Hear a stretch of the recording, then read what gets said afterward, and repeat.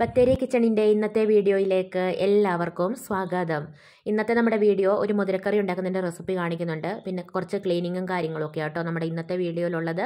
Cleaning നമ്മൾ ശ്രദ്ധിക്കാതെ പോകുന്ന കുറച്ച് കാര്യങ്ങളും പിന്നെ നമ്മൾ ശ്രദ്ധിക്കാറുണ്ടെങ്കിലും സ്ഥിരമായിട്ട് ചെയ്യുന്ന കുറച്ച് കാര്യങ്ങളൊക്കെ ഉൾപ്പെടുത്തിക്കൊണ്ടുള്ളൊരു വീഡിയോയാണ്. നമ്മുടെ വീഡിയോ ആദ്യമായിട്ട് കാണുന്ന കൂട്ടുകാർ വീഡിയോ കണ്ട് ഇഷ്ടമാവുകയാണെങ്കിൽ ദയവായി സബ്സ്ക്രൈബ് ചെയ്യാനും ലൈക്ക് ചെയ്യാനും ഷെയർ ചെയ്യാനും കമൻറ്റ് ചെയ്യാനൊന്നും മറന്നു പോകരുതേ. എല്ലാവരും സുഖമായിട്ടൊക്കെ ഇരിക്കുമെന്ന് വിചാരിക്കുന്നു കേട്ടോ. ഞങ്ങളും ഇവിടെ സുഖമായിട്ടൊക്കെ ഇരിക്കുക. അപ്പം ഞാൻ മുതിരക്കറി വെക്കാൻ വേണ്ടിയിട്ട് തലേദിവസം മുതിര ഒന്ന് വറുത്ത് എടുത്തിട്ടുണ്ടായിരുന്നേ. വറുത്തും വറുക്കാതെയും കറി വെക്കാം. വറുത്ത് കറി വെക്കുമ്പോൾ ഒന്നുകൂടെ ടേസ്റ്റ് കൂടുതലാണ്. അത് കഴിഞ്ഞിട്ട് മുതിര കുതിർത്ത് വെച്ചിട്ടുണ്ടായിരുന്നു കേട്ടോ. എന്നിട്ട് രാവിലെ ഞാൻ മുതിര കഴുകി അരിച്ച് എടുക്കുക. നിറച്ച് കല്ലുണ്ടാവും, അല്ലെങ്കിൽ ഒരു ചെറിയ മണൽത്തരി പോലത്തെ സംഭവം ഉണ്ടാവും കേട്ടോ. അതൊക്കെ ഒന്ന് അരിച്ച് കളഞ്ഞിട്ട് വേണം കറി വെക്കാൻ വേണ്ടിയിട്ട്. ഞാൻ കല്ലുള്ള പയറും അരിയും ഒക്കെ അരിക്കാൻ വേണ്ടിയിട്ട് എടുത്തു വെച്ചേക്കുന്നൊരു ചരുവം കേട്ടോ കാണുന്നത്. ആ ഒരു കുഞ്ഞ് ചരുവം അതിന് വേണ്ടിയിട്ട് മേടിച്ച സത്യത്തിലത്. അപ്പോൾ അതിനകത്താവുമ്പോൾ നന്നായിട്ട് കല്ലൊക്കെ ഉണ്ടെങ്കിൽ കിട്ടും. നമുക്ക് സ്റ്റീൽ പാത്രത്തിലൊന്നും അരിച്ചാൽ കിട്ടൂല കേട്ടോ. ഇതുപോലത്തെ പാത്രമൊക്കെ വേണം അരിച്ച് എടുക്കണമെങ്കിൽ. നമ്മൾ അരിക്കുമ്പോൾ കൈയിട്ട് വാരാൻ നിൽക്കരുത് കേട്ടോ.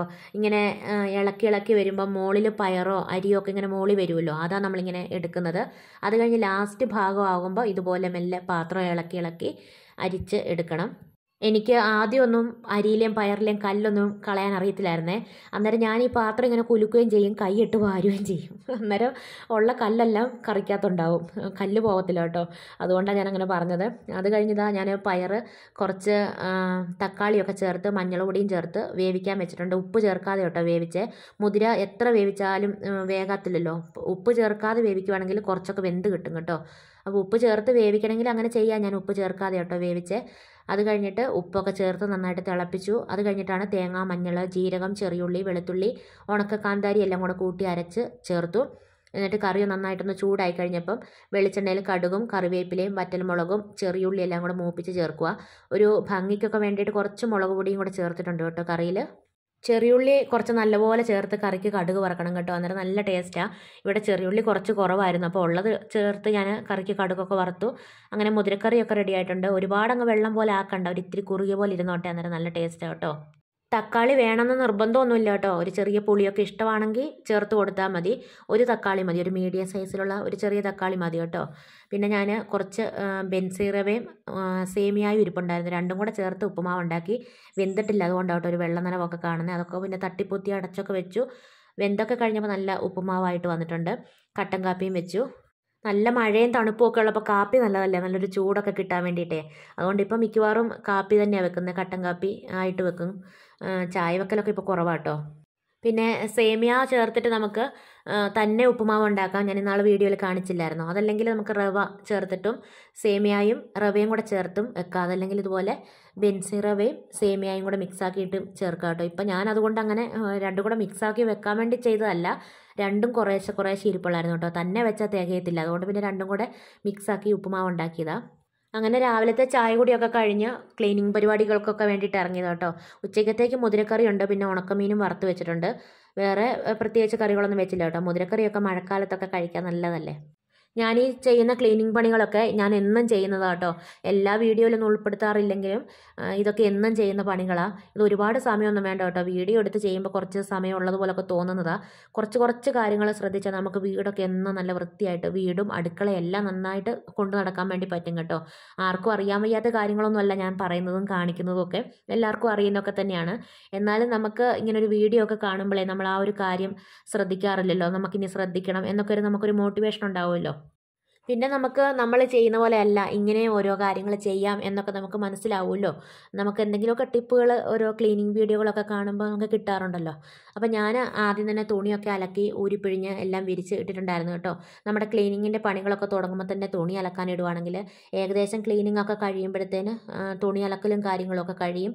ഇതിപ്പോൾ ഞാൻ രാവിലെ തുണി അലക്കാൻ ഇട്ടു. ഭക്ഷണമൊക്കെ ആയി എല്ലാം കഴിച്ചൊക്കെ കഴിഞ്ഞപ്പോഴത്തേക്ക് തുണിയൊക്കെ വിരിച്ചിടാനായിട്ടുണ്ടായിരുന്നേ. തുണികൾ വിരിക്കുന്ന സമയത്ത് തുണി നന്നായിട്ട് കുടഞ്ഞ് വിരിക്കുവാണെങ്കിൽ നമുക്ക് തേക്കാനൊക്കെ നല്ല എളുപ്പമായിരിക്കുമേ. അല്ലെങ്കിൽ മൊത്തം അങ്ങനെ ചുരുണ്ട് കൂടിയൊക്കെ ഇരിക്കും.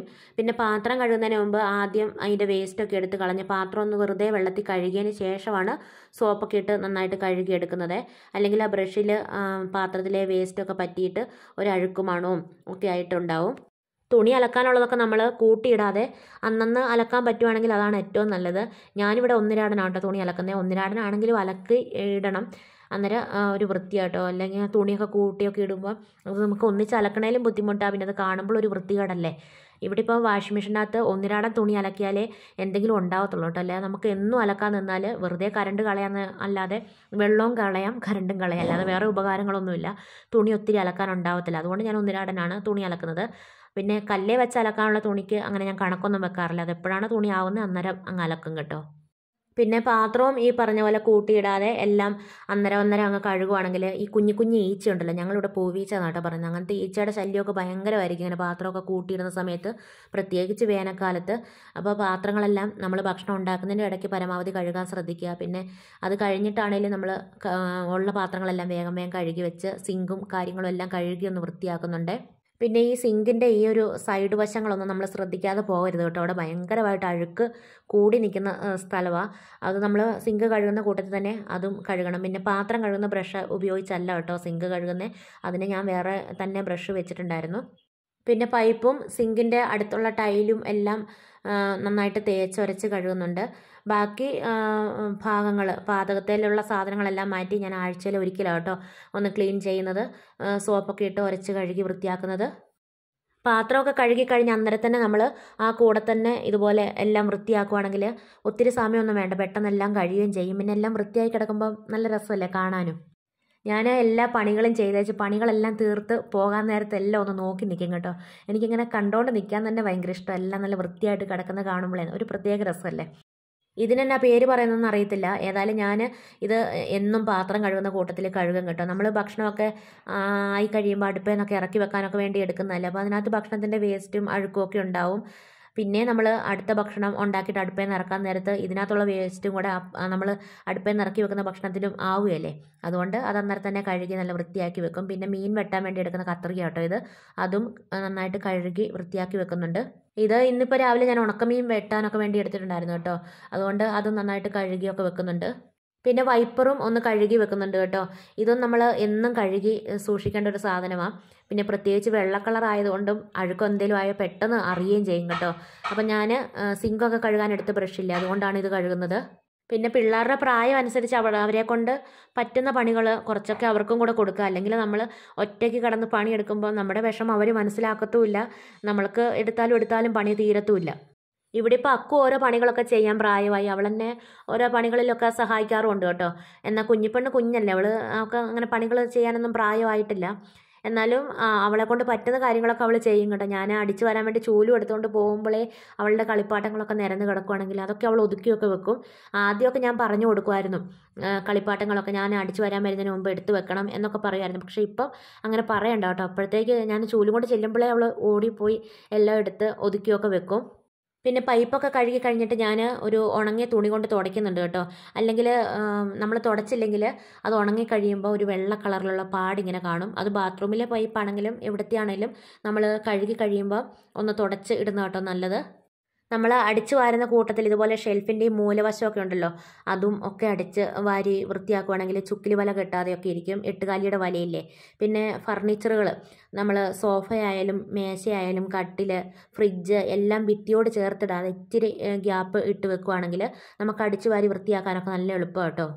ഹായ് പറയാൻ വേണ്ടി പറഞ്ഞിട്ടുണ്ടായിരുന്നു ഷീന, ഷാജു, ചേവായൂർ, ഷിജിന, ബാലുശ്ശേരി. നമ്മുടെ 2 കൂട്ടുകാർക്കും വലിയൊരു ഹായ്. തുണികൾ അലക്കി ഉണങ്ങിയതൊക്കെ കൈയോടെ അങ്ങ് മടക്കി വെക്കുവാണേ. ഇനിയിപ്പോൾ അത് കട്ടിലേലും കസേരയിലും ഒക്കെ കൊണ്ടിട്ട് അങ്ങോട്ടും ഇങ്ങോട്ടും ഒക്കെ വലിച്ച് നീക്കിയൊക്കെ വെക്കുന്നതിനേക്കാളും നല്ലതല്ലേ കൈയോടെ അങ്ങ് മടക്കി വെക്കുവാണെങ്കിൽ, അത്രയും പണിയും കഴിയും, എല്ലാം നല്ല വൃത്തിയായിട്ട് ഇരിക്കുകയും ചെയ്യുമല്ലോ. പിന്നെ നമ്മൾ തുണികളൊക്കെ മടക്കി വെക്കുന്ന കൂട്ടത്തിൽ തന്നെ രാവിലെ ജോലിക്കും പിന്നെ സ്കൂളിലേക്കൊക്കെ പിള്ളേർ പോകുമ്പോൾ എന്തെങ്കിലുമൊക്കെ സാധനങ്ങൾ എടുത്തിട്ട് സ്ഥാനമൊക്കെ മാറ്റി ഒക്കെ വെച്ചിട്ടുണ്ടെങ്കിൽ അതൊക്കെ കറക്റ്റായിട്ട് അങ്ങ് വെക്കുവാണെങ്കിൽ നമുക്കൊരു ഡീപ്പ് ക്ലീനിങ്ങിൻ്റെ ആവശ്യമൊന്നും വരത്തില്ല കേട്ടോ. അതെല്ലാം നമ്മൾ കറക്റ്റായിട്ടൊക്കെ ചെയ്തു പോവുകയാണെങ്കിൽ ഇതൊക്കെ കുഞ്ഞു കുഞ്ഞു കാര്യങ്ങളല്ല, ഒത്തിരി സമയമൊന്നും വേണ്ടല്ലോ. എന്തെങ്കിലും സാധനങ്ങളൊക്കെ എടുത്തത് അങ്ങോട്ടും ഇങ്ങോട്ടുമൊക്കെ സ്ഥാനം മാറിയൊക്കെ ഇരിക്കുമ്പോഴേ നമ്മളത് മൈൻഡാക്കാതെ അത് പിന്നെ ചെയ്യാമെന്ന് വിചാരിച്ച് അതങ്ങനെ കൂട്ടി കൂട്ടി വെച്ച് 1-2 ആഴ്ച കഴിഞ്ഞോ അല്ലെങ്കിൽ ഒരു മാസം കഴിഞ്ഞോ ഒക്കെ ചെയ്യുമ്പോൾ അതൊരു ഇരട്ടി പണിയായിട്ട് മാറത്തേ ഉള്ളൂ കേട്ടോ. പിന്നെ ഗ്യാസ് കുറ്റി അത് എന്നും ഒന്നും ചെയ്യണ്ട, ഒരു 2-3 ദിവസമൊക്കെ കൂടുമ്പോൾ ഒന്ന് മാറ്റിയിട്ട് അടിച്ചു വാരുകയും തുടയ്ക്കുകയും ഒക്കെ ചെയ്യുന്നത് നല്ലതാണ് കേട്ടോ. അതുപോലെ ഫ്രിഡ്ജും ഇരിക്കുന്ന സ്ഥലത്തുനിന്ന് ഒന്ന് നീക്കിയിട്ട് അടിച്ചു വാരി തുടയ്ക്കുവാണെങ്കിൽ നല്ലതാണ്. അതിൻ്റെയൊക്കെ അടിയിൽ നല്ലപോലെ അഴുക്കും ഒക്കെ ഉണ്ടാകും കേട്ടോ, പൊടിയൊക്കെ. പിന്നെ ഓരോ നേരവും ഭക്ഷണം കഴിച്ച് കഴിഞ്ഞിട്ട് ഞാൻ പുൽത്തൈലം കൊണ്ട് മേശയൊക്കെ നന്നായിട്ട് തുടച്ച് വൃത്തിയാക്കും. അല്ലെങ്കിൽ ഒരു വലിയ സൈസ് ഈച്ചയൊക്കെ ഇങ്ങനെ വരും കേട്ടോ. അതുകൊണ്ട് അങ്ങനെ പുൽത്തൈലം കൊണ്ടാണ് അവിടെയൊക്കെ തുടച്ച് വൃത്തിയാക്കുന്നത്. ഇപ്പോൾ ഉച്ചയ്ക്കത്തെ ഭക്ഷണം കഴിച്ച് കഴിഞ്ഞാൽ മേശയൊക്കെ തുടച്ച് വൃത്തിയാക്കി ചോറുണ്ട പാത്രങ്ങളെല്ലാം കഴുകിയൊക്കെ വെച്ചു. അതുപോലെ നമ്മൾ ഗ്ലാസ്സൊക്കെ വെക്കുന്ന സ്റ്റാൻഡ് ഉണ്ടല്ലോ, അതും ഒരു 2-3 ദിവസം കൂടുമ്പം ഒന്ന് കഴുകി വൃത്തിയാക്കി വെക്കണം. അല്ലെങ്കിൽ ഗ്ലാസ്സിൽ നിന്നൊക്കെ വെള്ളം വീണിട്ട് അവിടെ ഇങ്ങനെ കുഞ്ഞു കുഞ്ഞു പുഴുക്കളായിട്ടും അല്ലെങ്കിൽ ഒരു തെന്നൽ പോലൊക്കെ ഒരു വഴുവഴുപ്പ് പോലൊക്കെ ഉണ്ടാവും. പിന്നെ പാത്രം വെക്കുന്ന സ്റ്റാൻഡിൻ്റെ അടിയിൽ ഞാൻ വെള്ളം വീണിട്ട് അവിടെ അഴുക്കാവാതിരിക്കാൻ വേണ്ടിയിട്ട് ഒരു കോട്ടൻ്റെ നൈറ്റ് 2ആയിട്ട് മുറിച്ചിട്ട് ഒരു കഷ്ണം ഇട്ടേക്കുക കേട്ടോ. എന്നിട്ട് ഒരു കഷ്ണം ഒരു 3-4 ദിവസം കൂടുമ്പോൾ അലക്കും. അപ്പം വേറൊരു കഷ്ണം ഞാൻ മുറിച്ച് വെച്ചിട്ടുണ്ടല്ലോ, അത് വിരിച്ചിട്ട് കൊടുക്കുക കേട്ടോ ചെയ്യുന്നത്. ഇപ്പോൾ പിന്നെ സ്റ്റാൻഡിൻ്റെ അടിയിൽ ട്രേ ഒക്കെ വരുന്ന മോഡലുണ്ട്. അപ്പോൾ ട്രേ നമുക്ക് എടുത്ത് വെള്ളമൊക്കെ കളഞ്ഞ് കഴുകി ഉണക്കി വെച്ച് കൊടുത്താൽ മതി. അതില്ലാത്ത സ്റ്റാൻഡ് ഉള്ളവരാണെങ്കിൽ ഞാനിപ്പോൾ ഈ ചെയ്യുന്ന പോലൊക്കെ ചെയ്യുവാണെങ്കിൽ നല്ലതാട്ടോ. പാത്രമൊക്കെ കഴുകിയിട്ട് തുടച്ച് വെക്കുവാണെങ്കിൽ ഏറ്റവും നല്ലതാട്ടോ. ഞാൻ തുടച്ച് വെക്കാറൊന്നുമില്ല, വെള്ളമൊക്കെ പോയി കഴിയുമ്പോൾ എടുത്ത് വെക്കുകയാണ് ചെയ്യുന്നത്. പിന്നെ നല്ല സോഫ്റ്റ് ആയിട്ടുള്ള ബ്രഷ് ഉപയോഗിച്ച് സിങ്കും ഈ സ്റ്റൗവും ഒക്കെ ക്ലീൻ ചെയ്യുന്ന കേട്ടോ ഏറ്റവും നല്ലത്. അല്ലെങ്കിൽ പോറലൊക്കെ വീണിട്ട് ആകെ വൃത്തികേടാവും. ഞാൻ സ്റ്റൗ ക്ലീൻ ചെയ്യാൻ വേണ്ടിയിട്ടൊരു സ്പോഞ്ചിൻ്റെ പോലത്തെ ബ്രഷാട്ടോ ഉപയോഗിക്കുന്നത്. അതുകൊണ്ട് നന്നായിട്ട് ക്ലീനൊക്കെ ചെയ്ത് വൃത്തിയാക്കി എടുത്തു. അത് കഴിഞ്ഞിട്ട് സ്റ്റൗവിൻ്റെ അടിഭാഗവും കൂടെ നമ്മളൊന്ന് ക്ലീൻ ചെയ്ത് കൊടുക്കണം. അതിൻ്റെ അടിയിലും എന്തെങ്കിലുമൊക്കെ ഭക്ഷണത്തിൻ്റെ പൊട്ടും പൊടിയും വേസ്റ്റും അല്ലെങ്കിൽ ചുക്കിരിയുടെ വലയും ഒക്കെ ഉണ്ടാവും കേട്ടോ. അതൊക്കെ ഇങ്ങനെ ഒന്ന് 1-2 കൂടുമ്പോഴോ അല്ലെങ്കിൽ 2 ദിവസം കൂടുമ്പോഴോ ഒക്കെ ഒന്ന് തട്ടി കൊടുത്താൽ മതി. പിന്നെ നമ്മൾ രാവിലത്തെ തിരക്കിൻ്റെ ഇടയ്ക്ക് ഓരോരോ സാധനങ്ങളൊക്കെ അരയ്ക്കാനൊക്കെ എടുക്കുമ്പോൾ എന്തെങ്കിലുമൊക്കെ കറിയുടെ കളറോ ഒക്കെ ആയിട്ട് ഈ സ്വിച്ച് ബോർഡിൽ ഉണ്ടാവുമല്ലോ, അതും ഒന്ന് തുടച്ച് വൃത്തിയാക്കുന്നുണ്ട്. ഇവിടെ മിക്സി വെച്ചേക്കുന്ന സ്ഥലമാട്ടോ, അതുകൊണ്ട് ഞാൻ മിക്സിയുടെ അവിടുത്തെ സ്വിച്ച് ബോർഡ് ദിവസവും ക്ലീൻ ചെയ്യാറുണ്ട്. ബാക്കി സ്വിച്ച് ബോർഡൊക്കെ വല്ലപ്പോഴും ഒക്കെയാണ് ഒന്ന് തുടച്ച് വൃത്തിയാക്കുന്നത്. പിന്നെ മിക്സിയും ഒന്ന് തുടച്ചൊക്കെ വെക്കും, വെറുതെ എന്നും രാവിലെ അങ്ങനെ തുടച്ച് വെക്കാറുണ്ട്. അതൊക്കെ കഴിഞ്ഞ് പിന്നെ അടിച്ചു വാരി തറയൊക്കെ തുടച്ചിടുവാണ്. പണികളൊക്കെ കഴിഞ്ഞ് അടുക്കളയിലെ കൗണ്ടർ ടോപ്പ് നമ്മൾ തുടയ്ക്കുന്ന കൂട്ടത്തിൽ അതിൻ്റെ സൈഡിൽ കൂടെയുള്ള ടൈലുണ്ടല്ലോ, അത് നമ്മൾ തുടച്ച് വൃത്തിയാക്കാൻ മറന്നു പോകരുത് കേട്ടോ. അവിടെയും അഴുക്കും ചെളിയൊക്കെ ഉണ്ടാവും. പാത്രം കഴുകുന്ന ബ്രഷൊക്കെ ഞാൻ എന്നും രാത്രിയിൽ ഒരു പഴയ പാത്രത്തിൽ ചൂടുവെള്ളം നന്നായിട്ട് തിളച്ച വെള്ളം ഒഴിച്ചിട്ട് അതിനകത്ത് ഈ ബ്രഷൊക്കെ മുക്കി വെക്കും. കുറച്ച് വിനാഗിരിയും കൂടെ ഒഴിക്കും കേട്ടോ. വിനാഗിരി വേണം നിർബന്ധമില്ല, ചൂടുവെള്ളം തന്നെയാണെങ്കിലും മതി, കുഴപ്പമൊന്നുമില്ല. എന്നിട്ട് വെള്ളം നന്നായിട്ട് തണുത്ത് കഴിയുമ്പോൾ ബ്രഷൊക്കെ എടുത്ത് നന്നായിട്ട് കഴുകി ഉണക്കി സൂക്ഷിക്കും കേട്ടോ ചെയ്യുന്നത്. അപ്പോൾ ഒരഴുക്ക് മണമോ ഒന്നും ഉണ്ടാവത്തില്ല. പിന്നെ നമ്മൾ പാത്രം കഴുകുന്ന ലിക്വിഡ് ഒഴിക്കുന്ന പാത്രമില്ലേ, അതും നന്നായിട്ട് കഴുകി വൃത്തിയാക്കി കമഴ്ത്തി വെക്കും കേട്ടോ. പിറ്റേ ദിവസത്തേക്ക് നന്നായിട്ട് ഉണങ്ങിയിരിക്കുമല്ലോ.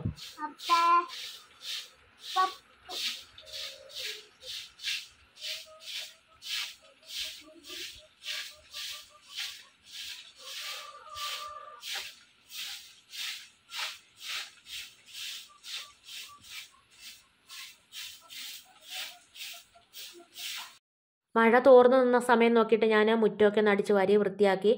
അപ്പോൾ എൻ്റെ ക്ലീനിങ് പണികളൊക്കെ ഏകദേശം കഴിഞ്ഞു കേട്ടോ. ഇനിയിപ്പോൾ ബാത്റൂം ക്ലീൻ ആക്കാനൊക്കെ ഉണ്ട്. ബാത്റൂം എന്നും കുളിക്കാൻ നേരം ക്ലീൻ ആക്കും കേട്ടോ. നമ്മൾ നമ്മുടെ വീട്ടിലെ എല്ലാ ഭാഗങ്ങളും നന്നായിട്ട് വൃത്തിയായിട്ട് തന്നെ സൂക്ഷിക്കേണ്ടതാണ്. പക്ഷേ അടുക്കളയും ബാത്റൂമും സ്പെഷ്യലായിട്ട് നമ്മൾ വൃത്തിയാക്കേണ്ട സ്ഥലമാണ് കേട്ടോ. ഞാൻ ഇവിടെയൊക്കെ കഴുകുമ്പോൾ കയ്യറയൊന്നും ഉപയോഗിക്കാറില്ല കേട്ടോ. അപ്പോൾ ഞാൻ സാധാരണ ചെയ്യുന്ന രീതി തന്നെയാണ് കാണിക്കുന്നത്. കയ്യറയൊക്കെ ഉപയോഗിച്ച് ചെയ്യുന്നവരാണെങ്കിൽ അങ്ങനെ ചെയ്തു, അതിന് കുഴപ്പമൊന്നുമില്ല.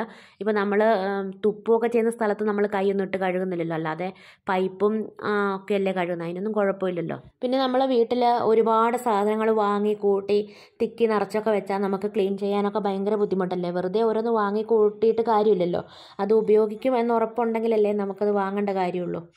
അപ്പോൾ അങ്ങനെ ഒരുപാട് സാധനങ്ങളൊക്കെ ആയാലും നമുക്ക് ക്ലീൻ ചെയ്യാനൊക്കെ ഭയങ്കര ബുദ്ധിമുട്ടാണ് കേട്ടോ. ഞാനിവിടെ അങ്ങനെ ഒരുപാട് സാധനങ്ങളൊന്നും തിക്കി കൂട്ടിയൊന്നും ഇട്ടിട്ടില്ല, ആവശ്യത്തിനുള്ള സാധനങ്ങളൊക്കെ തന്നെ ഉള്ളൂ കേട്ടോ.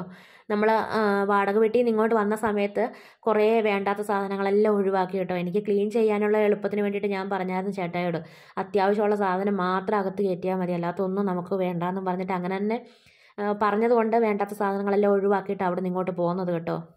ഞാനൊരു പഴയ കോട്ടൻ്റെ തുണി ഇതുപോലൊരു കിഴി പോലെ ആക്കിയിട്ട് അതുകൊണ്ടാട്ടോ തേച്ചൊരച്ചൊക്കെ കഴുകുന്നത്. പിന്നെ അധികം ചെളിയൊക്കെ പൈപ്പേലൊക്കെ ഉണ്ടെങ്കിൽ നമുക്ക് ടൂത്ത് ബ്രഷ് ഇല്ലേ, അതുകൊണ്ട് അതൊരു 10 രൂപയുടെ ഒരെണ്ണം മേടിച്ചാൽ മതി. അതുകൊണ്ട് നമുക്ക് ക്ലീൻ ചെയ്യുവാണെങ്കിൽ നന്നായിട്ട് അഴുക്കൊക്കെ പോകും. പൈപ്പിൻ്റെ എല്ലാ മുക്കും മൂലയൊക്കെ നമുക്ക് തേച്ചൊരച്ച് കഴുകാമല്ലോ.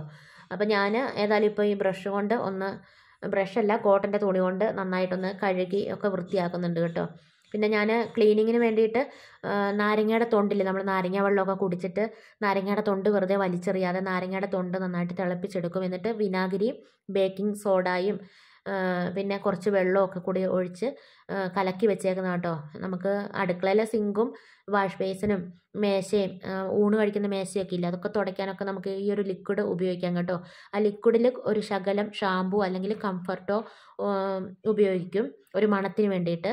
കംഫർട്ട് എനിക്ക് തലവേദന ഉള്ളതുകൊണ്ട് ഞാനത് ഉപയോഗിക്കാറില്ല കേട്ടോ. ഞാൻ ശകലം ഷാമ്പു ആണ് മിക്സ് ആക്കുന്നത്. ഇപ്പോൾ ആ ലിക്വിഡ് ഇവിടെ ഉണ്ടാക്കിയത് ഇരിപ്പുണ്ട്, അതുകൊണ്ടാണ് കേട്ടോ ഞാൻ ഉണ്ടാക്കി കാണിക്കാഞ്ഞ്. അത് തീരുമ്പോൾ ഞാൻ ഉണ്ടാക്കി കാണിച്ചു തരാം. അപ്പോൾ ഇത്രയൊക്കെ ആയിരുന്നു കേട്ടോ നമ്മുടെ ഇന്നത്തെ വീഡിയോയും വിശേഷങ്ങളും. നമ്മുടെ വീഡിയോ കണ്ട് ഇഷ്ടമാവുകയാണെങ്കിൽ ദയവായി സബ്സ്ക്രൈബ് ചെയ്യാനും ലൈക്ക് ചെയ്യാനും ഷെയർ ചെയ്യാനും കമൻറ്റ് ചെയ്യാനൊന്നും മറന്നു പോകരുതേ. നാളെ പുതിയൊരു വീഡിയോയുമായി നമുക്ക് വീണ്ടും കണ്ടുമുട്ടാം.